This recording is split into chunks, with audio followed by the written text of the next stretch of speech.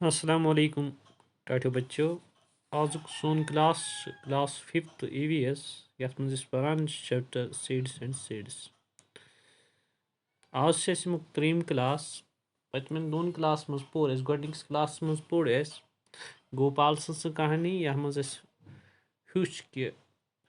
How seeds are sprouted ये बेल फल कस बेल फलन कस कुल्स दिवान। In the second class we see what are the conditions needed for sprouting the seeds, यानी कि कुम main conditions जरूरत आसान बेल फुल फटनस मज यानी ये तथ कुल जैनस मज। Now today we have some kind of a project work मज आसान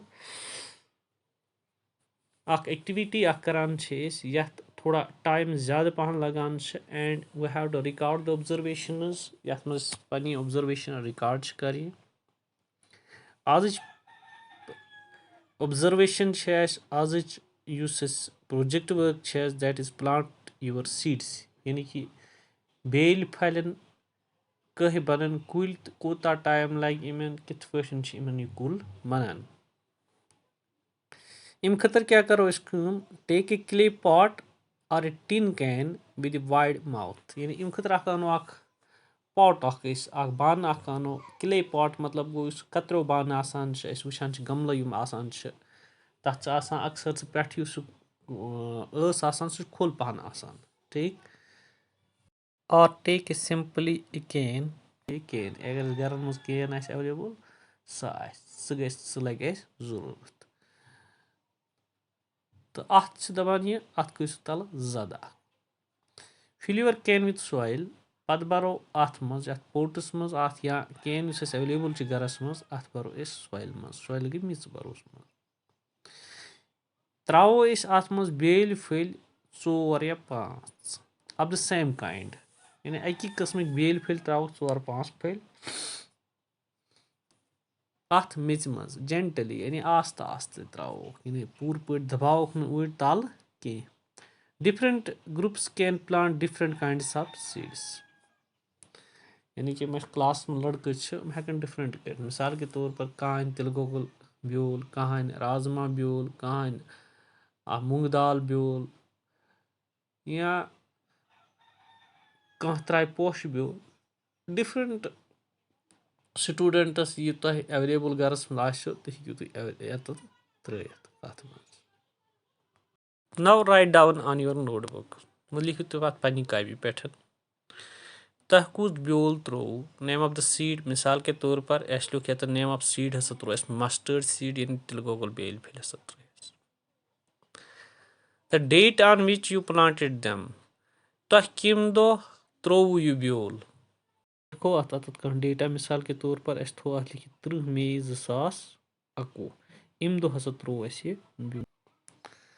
The day you observe something out of the soil start filling the table. Now we have to observe what will happen with the seed from day we have planted the seed.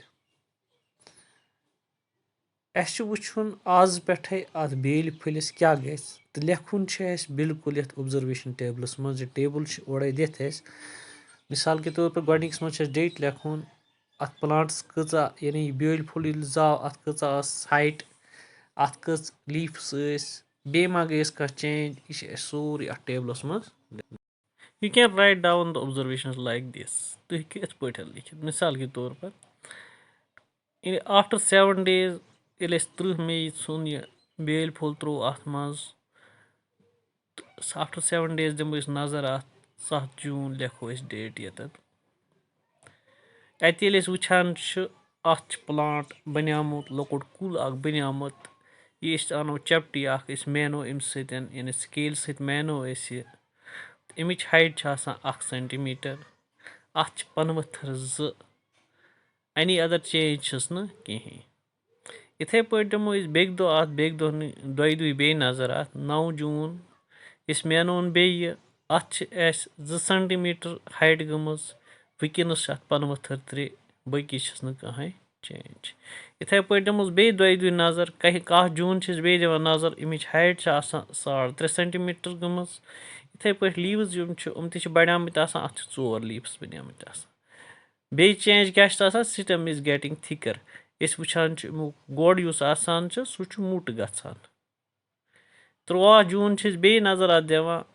अत height बे बढ़ियामत अत 5 centimetre height गमस leaves 5 गमत बे change यवान कह यह table bore मे यत मिसाल के तौर पर यह हेक डिफरेंट फॉर डिफरेंट पीपल यानी तह लड़कन हेको डिफरेंट बनित मिसाल के तौर पर कह हेक 6 जून ऑब्जर्वेशन गोडनिच लिखित अगर तमिस कुल तथ जम ब्रोटे पानस सह हेक्स लिखित तम डेट हाइट हेक अगर तत 1 सेंटीमीटर तत हेक ज्यादा पहन कुन कुलिस या कम हेक यानी डिफरेंट प्लांटन हेक डिफरेंट ऑब्जर्वेशन नीरित ठीक तो यह हेकु तुम पाने कर तो इत पठन यह गो ओतान अमिच ऑब्जर्वेशन पको बे ब्रो अम पत तो ब्रोकुन क्या question how long did it take the plant to come out from the soil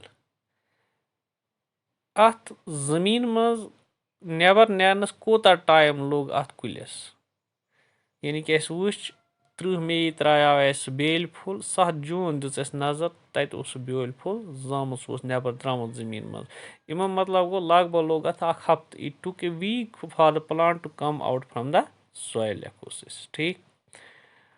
what was the difference in the height of the plant on the first day and on second day yele 7 जून म्यून यह 1 centimetre L पत 9 जून बे म्यून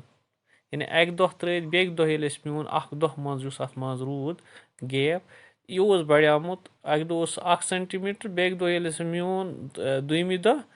तम दह 2 centimetre तो बढ़ियामत कूता तेल 1 centimetre the difference in the height of the plant on the first and second day was of about 1 centimetre on which day did the height of the plant increase the most सारे खुद ज्यादा कर height increase गमस ये वुचान यह कर गई यह गई लास्ट पे 14th डे अमो अम दह हाइट मी अत अम दह 5 सेंटीमीटर हाइट मतलब गो सारे खुद ज्यादा हाइट अत अमी दह did new leaves come out of the plant every day यानी वुचान दह दह लीफ तथ नेरान बिल्कुल तथ दह दह लीफ बनान yes the new leaves comes out of the plant every day was there any change in the system of the plant गोडनेथ वुच चेंज गसान कि पत हसा वुच गोड़ मोटान ऑन ईच सक्सेसिव डे आस्त आस्त यानी प्रत दह मोटान